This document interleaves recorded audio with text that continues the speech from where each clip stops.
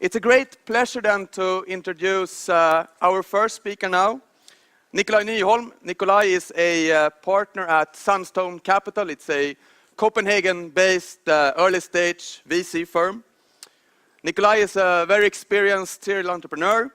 He most recently served as the CEO of the people photo tagging service called Polar Rose, which was actually sold to Apple in 2010. So today, Nikolaj will talk about the do's and don'ts when approaching an investor. So, Nikolaj, please, the stage is yours.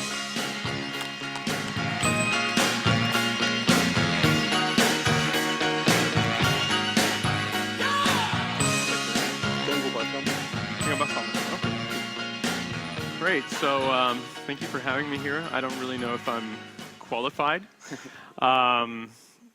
I don't have a university education. I'm not an engineer like Mr. N, who's coming on board afterwards.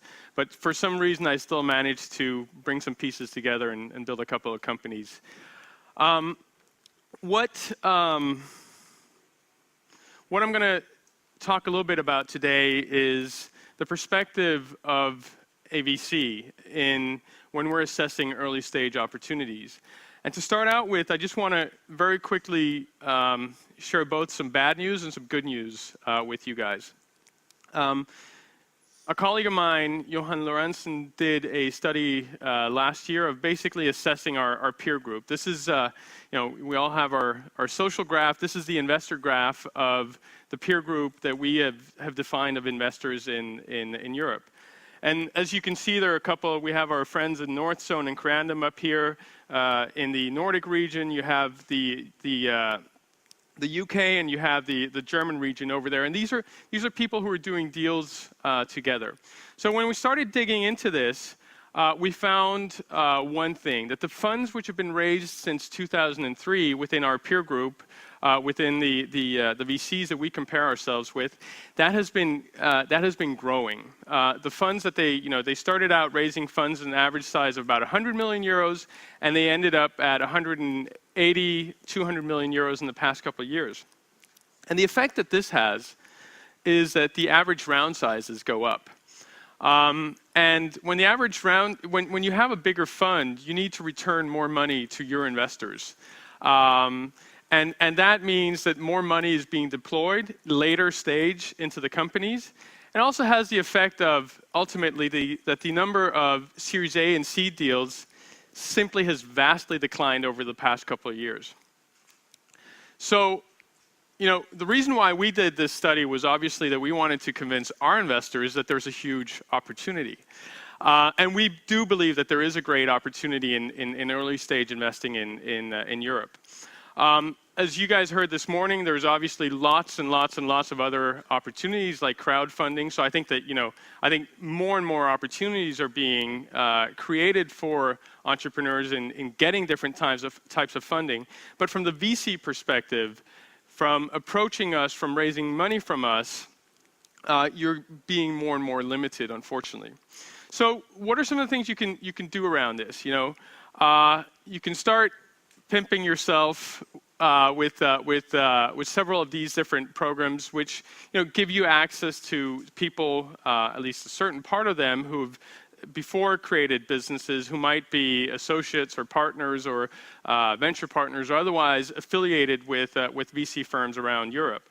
And I think that what we've seen in the past couple of years, especially of stuff like... Could you just be in the light? Oh, okay. No, I like to stand in the dark. I'm a VC.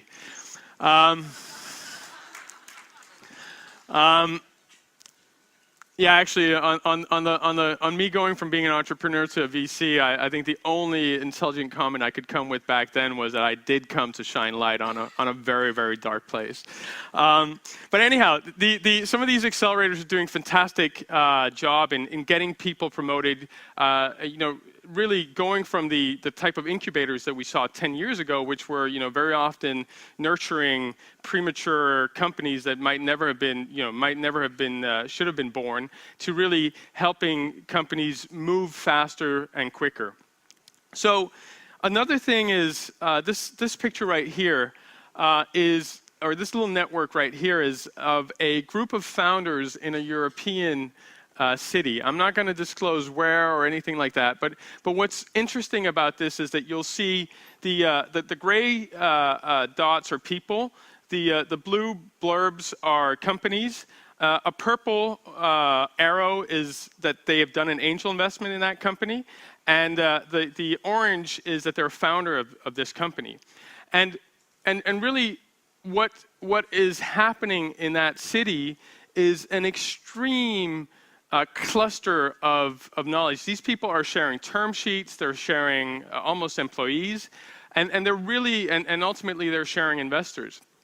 And some investors get pissed about this. They feel that this guy, number one, in the middle, that he's a gatekeeper that they have to get around every time they want to do an investment in a company in the city.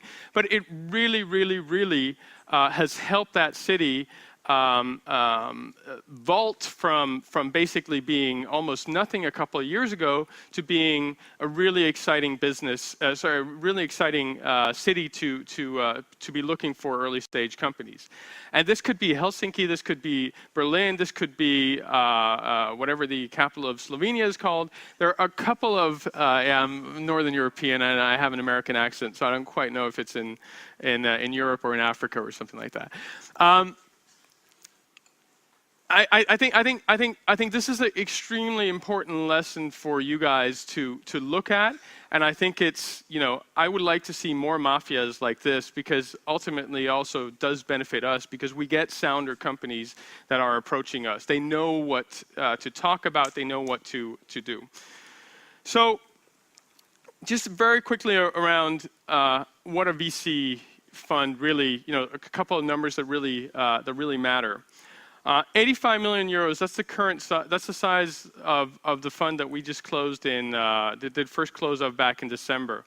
We anticipate it's going to be around 100 million euros. The reason why this number is interesting has to do with the amount of money that we have to return to our investors. Most venture funds are time limited. 5 years active investing, and 5 years of follow-up.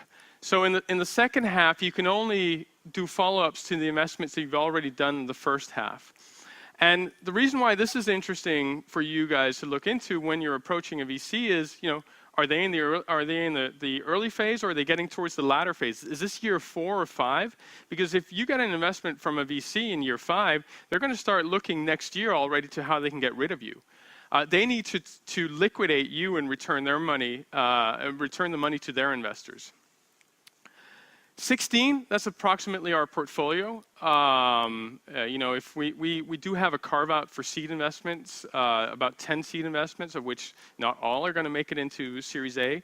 So we believe that we're going to sit with a portfolio of about 16 companies where we've done a Series A investment of 3 to 4 million euros of initial investment at the end of this first 5-year period. And for us, when we go into a new company, we obviously always assess this as a star. And for us, a star is something which can return to us half of our fund. So if our fund ends up being a 100 million euro fund, we need you guys, your company, to return to us 50 million euros. And then obviously, the earlier that we go in, the higher the risk is, the more we feel we need to have this gigantic potential. So what you're seeing right now in Europe is a lot of optionality investment from a lot of the larger funds. They want to get their foot in the door without really getting wet yet. And so they'll go in and they'll take very small stakes in order to be able to follow up at a later point. And I don't feel this is really truly early stage. I think it's good that it's happening, and it's obviously pushing more money into the early stage companies. But it's definitely something that you do need to figure out. What is the motivation for the VC? Are they building? Is it because they want to build a stake early, or is it just that they want a foot in the door for when the big action happens at a later point? So what we look for when we assess a company, the first thing is, born global companies. The Nordic markets, even the European markets, maybe if you're in Germany and you do a copycat, you can build a big enough business around that.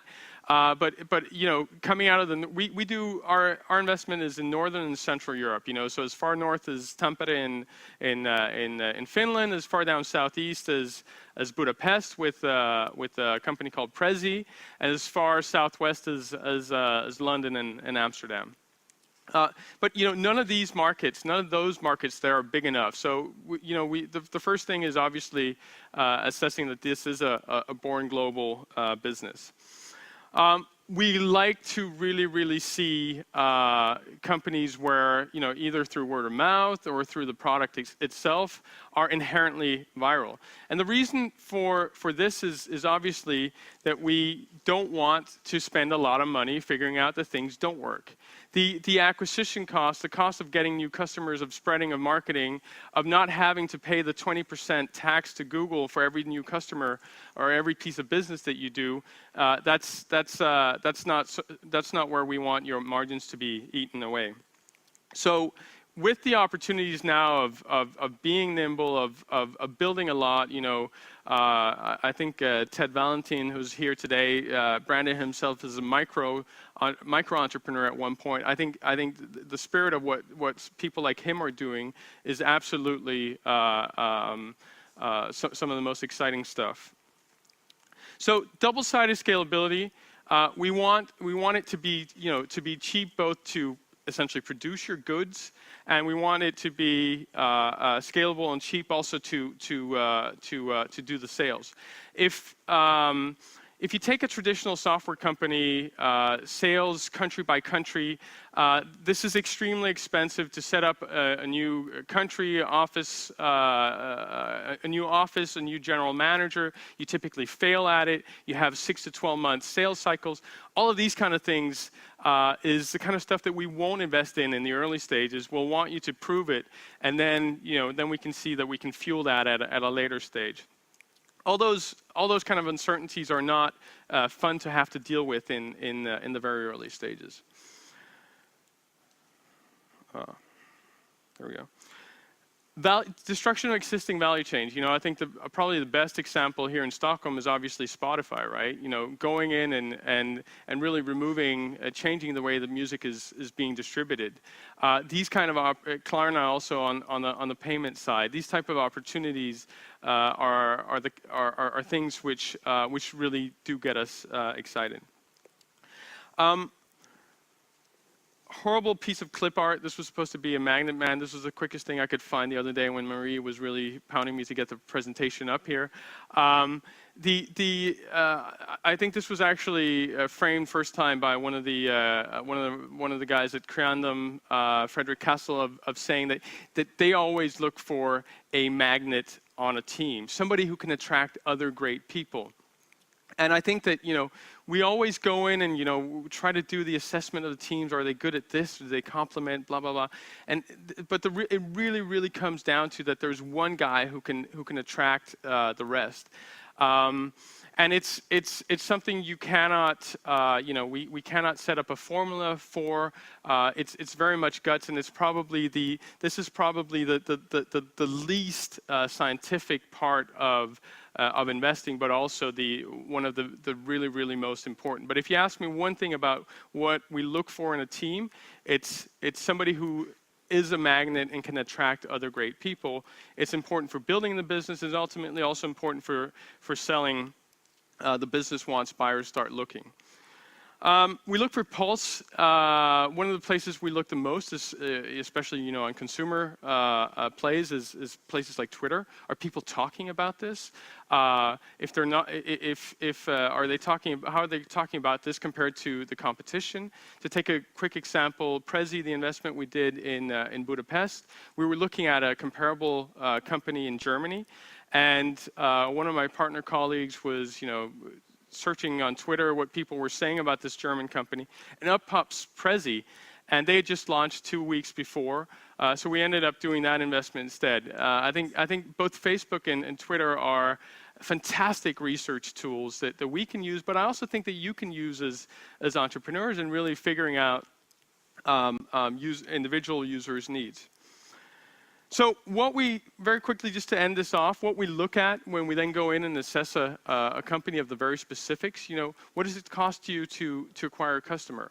What does it cost you compared to the lifetime value of this customer? Again, it goes back to the virality versus, where it gets most specific is obviously something like an e-commerce play where what's the acquisition cost, what's the average order, the average basket size, and how many times can you get the customer to come back. But even in a web-based business, this is obviously extremely important. Retention, how do people love the product? Again, back to Twitter, back to figuring out how people are engaging. This is, again, obviously comes down to how often will the customer ultimately come back and create value for you. Conversion, monetization events, what is that little piece of code, that trigger, whether it's this is an online game or whether this is an e-commerce play that actually gets people to buy. And that's an important foundation for every business, but this is something we go in meticulously and look at in the early phases. And I think finally, one of the things, this is probably one of the greatest tools. How many people here know of cohort analysis? Well, it's a fair amount. It's more than 2 handfuls, which is more than I usually see. So cohorts are it's actually a medical term, so Jesper will know it. It comes from studying a particular group of users over a longer time. And what we typically see, or what we typically like to do, is that we like to go in and study the users as they come in month by month. So this is a cohort of Twitter users, people who joined in July 2007, January 2008, and so forth. What was the engagement? How many of them kept on being on Twitter, either producing content, tweeting, or just reading other people's tweets after 1 month, 2 months, 3 months, 4 months? And the reason why this tool is so incredibly important is that if you just give us an aggregate picture of how many people are active or how many tweets are being done per day, we can't really measure if the stuff that you've been doing for the last 2-3 months, the new products, the new features you've been releasing in the product and such, we cannot assess if this is if this was important or not. And this is a great, fantastic tool to be using internally. I'd encourage all of you to go. I think Evernote is probably one of the companies that's been most public about how their retention numbers look and how they do their cohorts. I definitely encourage you guys to Google that and have a look. So I think, basically with I think I'll end with this, and basically this is sort of the last mantra. A guy called Tim OReilly, who I worked for a very short period, always talks about creating more value entirely than what you capture yourself. And this is this goes from open source software all the way to Web 2.0 businesses to the kind of stuff which is being done at Spotify or Rap today. So, yeah. Very good. Thanks.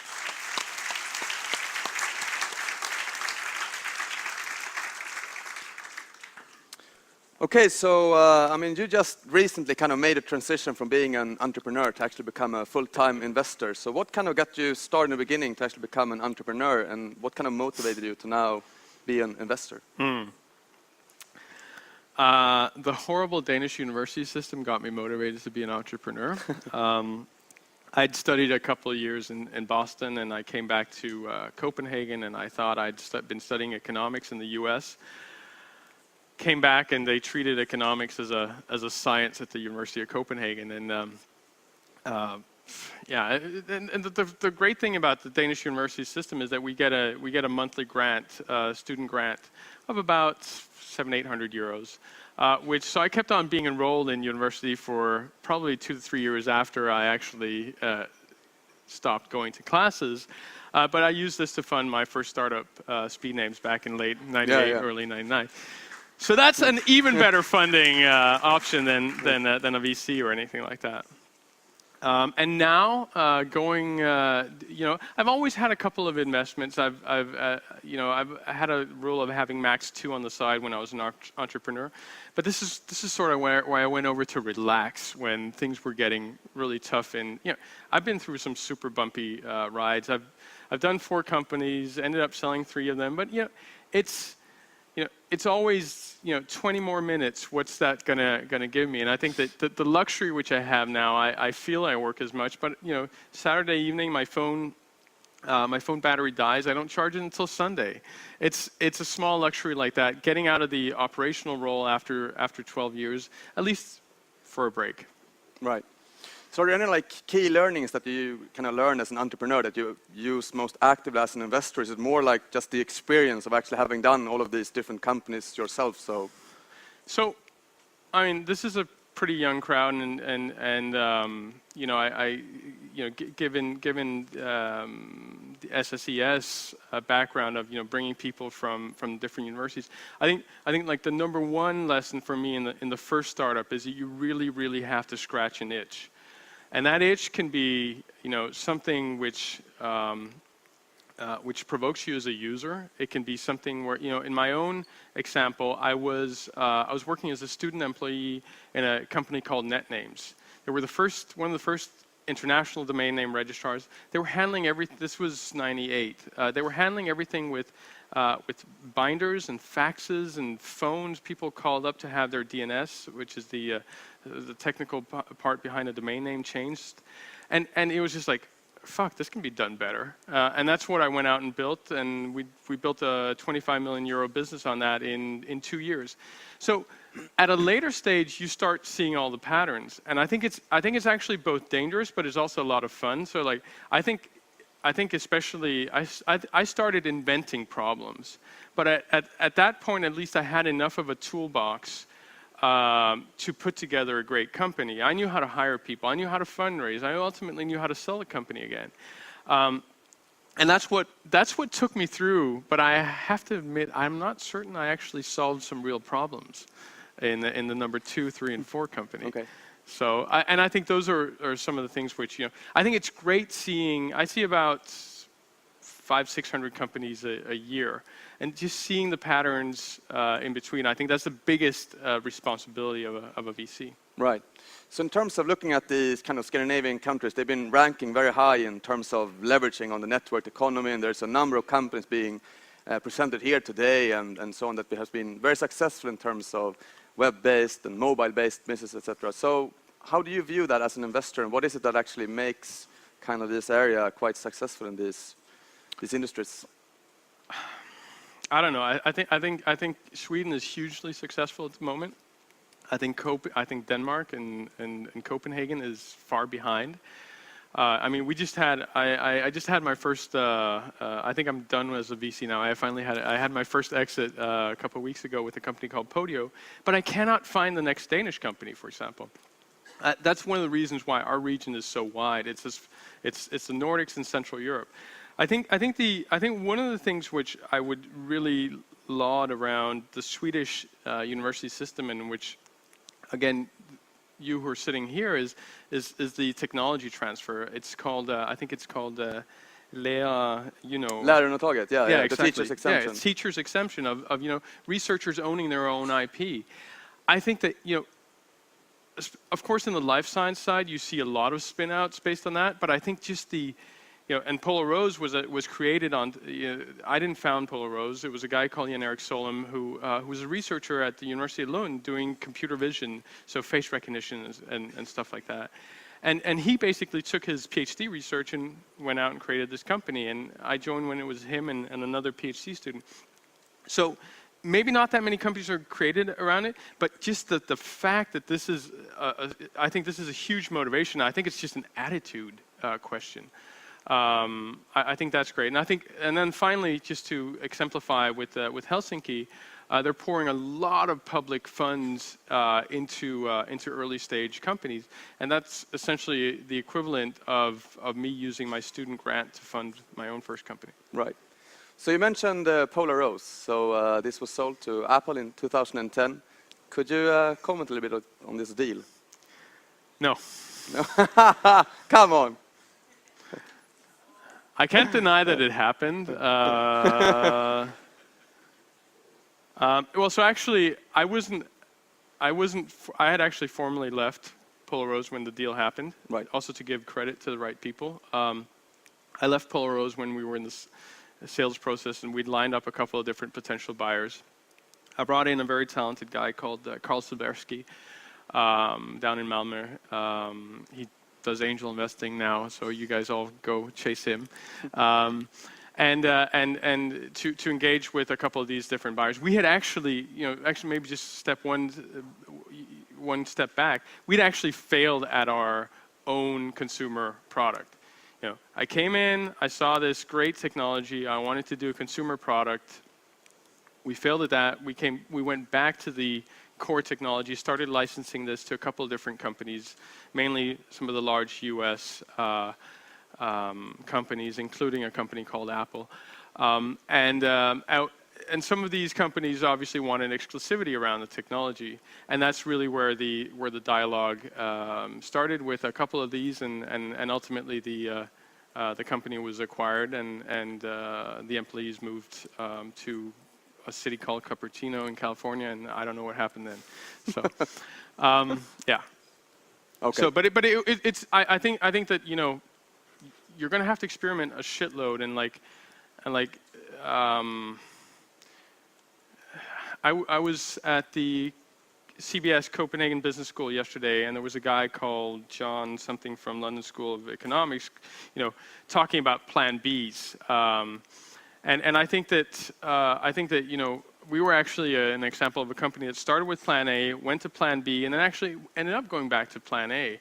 I think the important part is not so much how you get there, but still sort of like maintaining that vision out there of what you want to enable. Because the kind of stuff which is being enabled with the technology that we had at Polaroz, that's the kind of stuff we wanted to do. We just failed at doing it ourselves.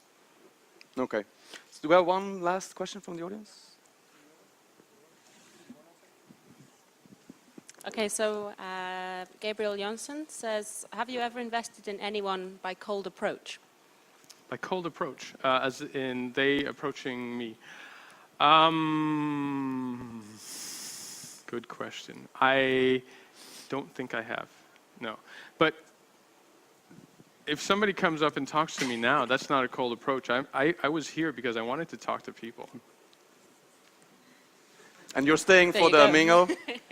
Yes, Hjalmar did not lend me his private jet for the flight back to Copenhagen tonight, so I'm staying until tomorrow morning at 6:20, so you can reach me until 6:20 in the morning, yes. Very good. Thank you. Thank you. Please, take a book as well. We want you to bring a story with you, just choose one of these. Oh, Sharkey is my favorite author. Yeah. He is one of the best intellectuals of this age, so I'll definitely take a book from him any day. Very good. Thank you.